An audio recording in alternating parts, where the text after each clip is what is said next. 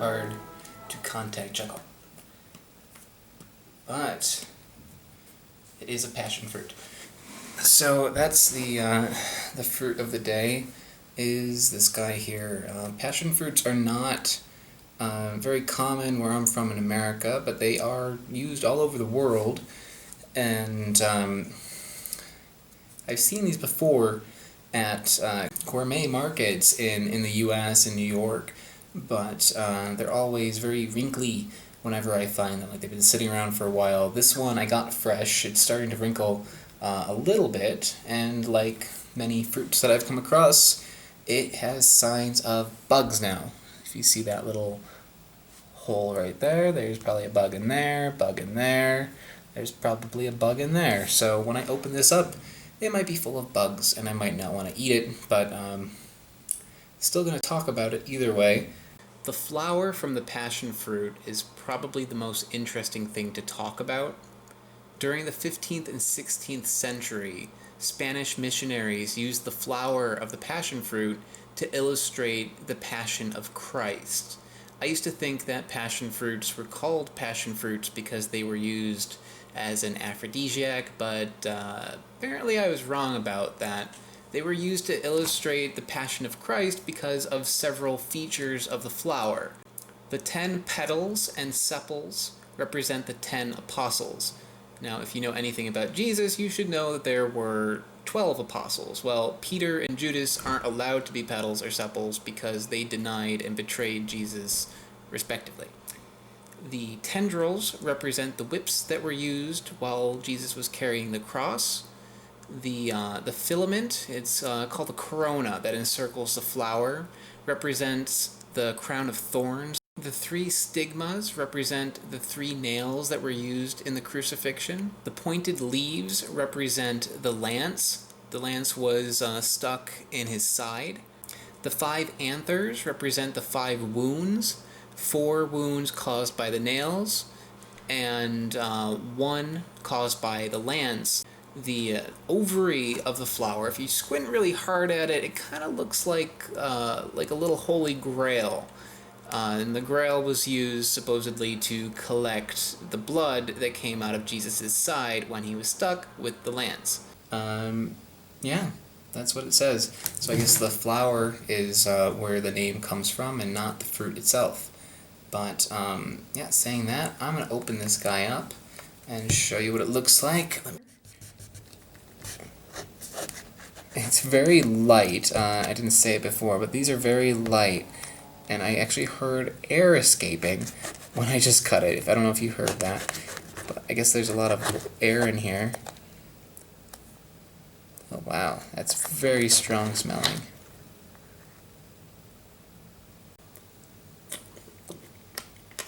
Kind of messy to be eating with my fingers. It's something that it's used very often, muddled in drinks. And I think there's a good reason for that. It has a lot of flavor, a very unique flavor, but eating it on its own is a little overwhelming. It's probably would be good if I took like some sugar and put it in there. In fact, I think I might do that with my little handy packets of sugar. Let's see what it tastes like with a little bit of sugar in there. And oh hey, I've got a very, very small little spoon. So I'm going to eat one of the seeds with this. There, how adorable is that?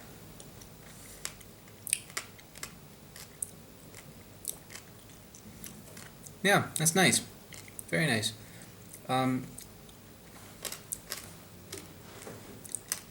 Yeah, the seeds are crunchy. You can probably hear me crunching away, and the flesh is just kind of a little slimy around it. The texture's not kind of nasty. There's kind of like little slimy seeds. So there's so much flavor, and there's not really a whole lot of fruit in there. So I can see like why it's usually used to flavor things, and it's used as like a flavor enhancement in juices, or sometimes I see it used as like sauce for desserts, and I guess that makes a lot of sense because there's not really a whole lot of fruit here, but the fruit that's in there is very, very strong. So eating on its own is like a little overwhelming flavor-wise, a little underwhelming quantity-wise. But it's tasty. Yeah, I can't think of anything else to tell you. But passion fruit's good stuff. If you have a gourmet supermarket near you, it's worth popping in to try one out. All right, thanks a lot. Bye. Well, hello. So I'm in America right now. I've been back today. I've been back for about 3 weeks now, and I came across another passion fruit. Now this one is a little bit different than the one that I had in Malaysia. You can see that this is actually a lot smaller and it's darker in color. This one is from New Zealand. It's a New Zealand passion fruit, and I think the one that I had in Malaysia was a Malaysian or probably a Indonesian passion fruit, but also a purple one. Sorry, my cat is meowing. Stop it. She wants attention. So, you distracted me. You know that? Yeah, I know you don't care. She just yawned. Okay, so this passion fruit here is a different, I believe it must be a different kind of variety of it, because it is a lot smaller and a lot darker than the ones that I've seen. I know that there's yellow passion fruits and different colored passion fruits, but this one is also purple. I'm going to open this up and see what it looks like on the inside, if it is any different, or maybe it's going to be very similar and just be smaller. That would be disappointing, but let's take a look here.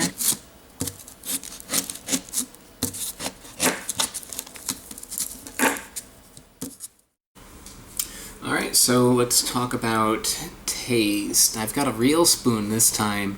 Sorry to disappoint you by not having a little baby spoon or a drink stirrer. But yeah, well, let me show you the inside. It's noticeable difference here is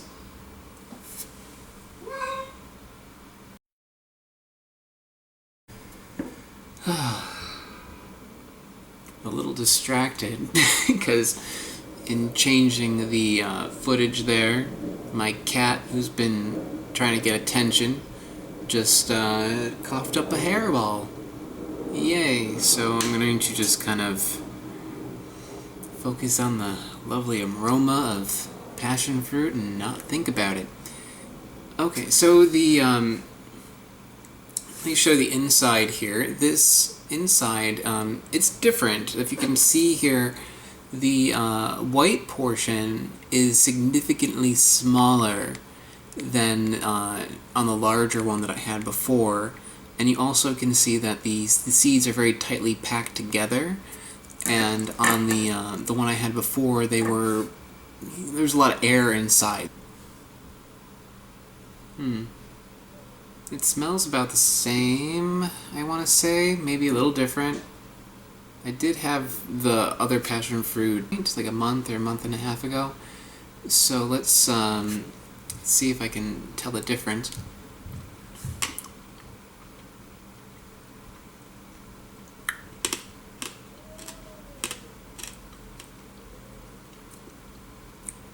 Definitely different.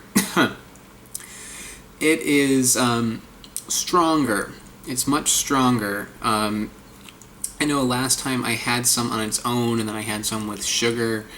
It was better with the sugar, but it wasn't intolerable when it was fresh on its own. This is borderline intolerable. It's like, it's okay, but it's very, very sour and very, very strong. The taste is different too. It actually reminds me a lot of soursop or guanabana. It's got like that similar sourness to it. It's maybe not as creamy or like custardy tasting as the guanabana is, but it's similar, just like maybe like a stronger, more floral tasting flavor than soursop. yeah, so that's all I'm gonna have to say about this. So hope you learned something today.